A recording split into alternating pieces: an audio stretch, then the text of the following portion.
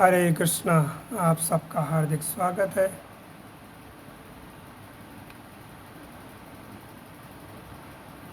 तो यहाँ पर गोपी चंदन के बारे में बता रहे हैं।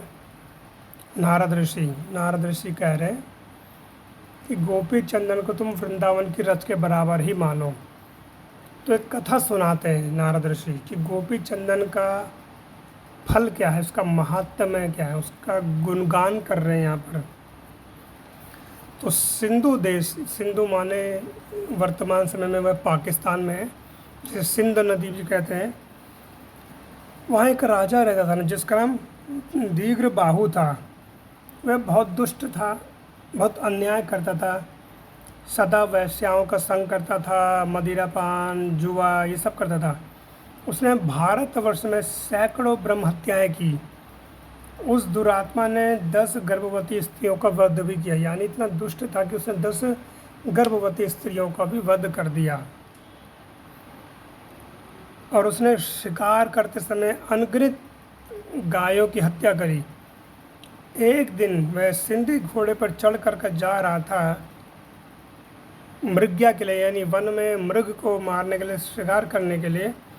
तो वहाँ उसके कुपित मंत्री ने राज्य के लोभ से उस महाखल नरेश की तीखी धार वाली तलवार से उसे वन में ही मार डाला। उसको पृथ्वी पर और मृत को प्राप्त हुआ देख यम के सेवक बांधकर परस्पर हर्ष प्रकट करते हुए उसे यमपुरी की ले आए।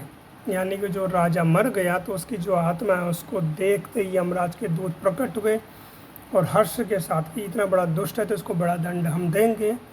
वह लेकर के आए यमराज के पास यमपुरी में। यमराज ने चित्रगुप्त से तुरंत कहा, इसके योग्य कौन सी यातना है। चित्रगुप्त ने कहा, महाराज निस्संदेह इस 84 लाख नरकों में बारी बारी से गिराया जाए और जब तक चंद्रमा सूर्य विद्यमान तब तक ये नरक का कष्ट भोगता रहे। इसने भारतवर्ष में जन्म लेकर भी एक क्षण पुण्य का कार्य नहीं किया।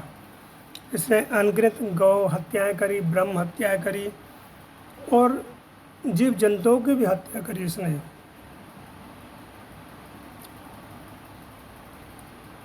तो उसी समय यम की आज्ञा से यम दूसरे पापात्मा को कुंभी पाक नरक में ले गए।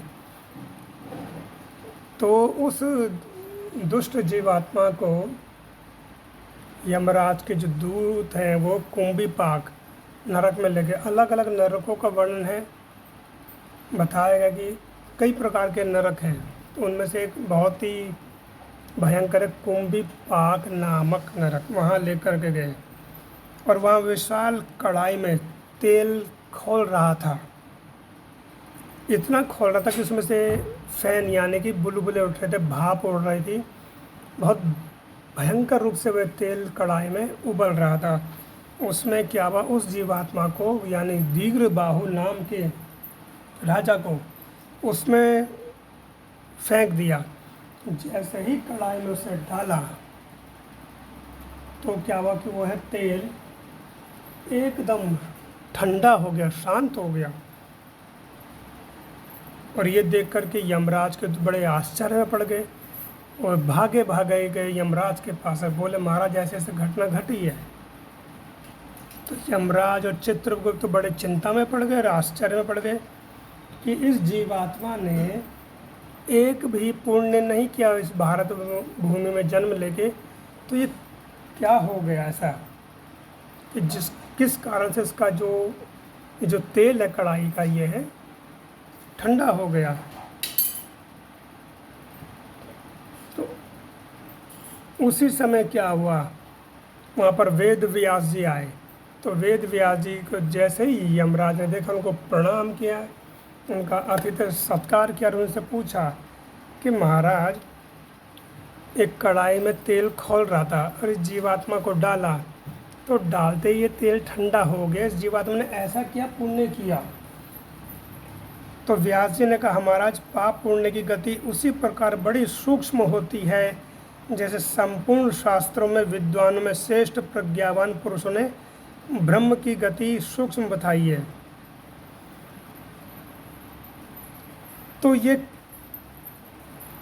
क्या हुआ कि एक घटना मैं तुमको बताता हूँ। यानी वेद व्यास जी कह रहे हैं कि जिस स्थान पर इसके मंत्री ने इसकी हत्या करी थी वन में, वहाँ पर द्वारका की मिट्टी पड़ी हुई थी, और द्वारका की मिट्टी पड़ी थी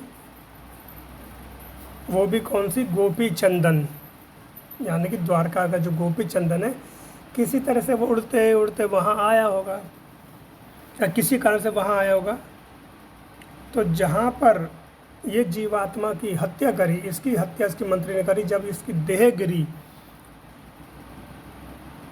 तो क्या हुआ कि इसके जब रक्त, शरीर से रक्त निकला, तो रक्त से इसकी जो देह है वो सन गई पूरे रक्त से, और उस रक्त से इसका गोपी चंदन इसके शरीर में लग गया। जैसे कि हम गीले हो जाते हैं जल से तो हमारे पैरों में मिट्टी लग जाती है, तो वैसे ही जब इसकी मृत देह गिरी राजा की, इसके मंत्री ने इसकी हत्या करी, ये गिरी, तो वहाँ पर जब इसके शरीर से रक्त निकला तो उस रक्त के कारण इसके वस्त्रों में गोपी चंदन लग गया, जिसके कारण ये नर से नारायण हो गए। यानी कि गोपी चंदन का इतना महत्व बताया है कि जिसके कारण ये जीवात्मा, दुष्ट जीवात्मा, जिसने जीवन भर कभी कोई पुण्य किया ही नहीं था, उस राजा को भी क्या हुआ कि यमराज के यम यातना से मुक्ति मिल गई। ये सुनकर के धर्मराज उसे ले और इच्छानुसार चलने वाले एक विशेष विमान पर उसे बैठाकर उन्हें प्रकृति से परे वैकुंठ धाम भेज दिया।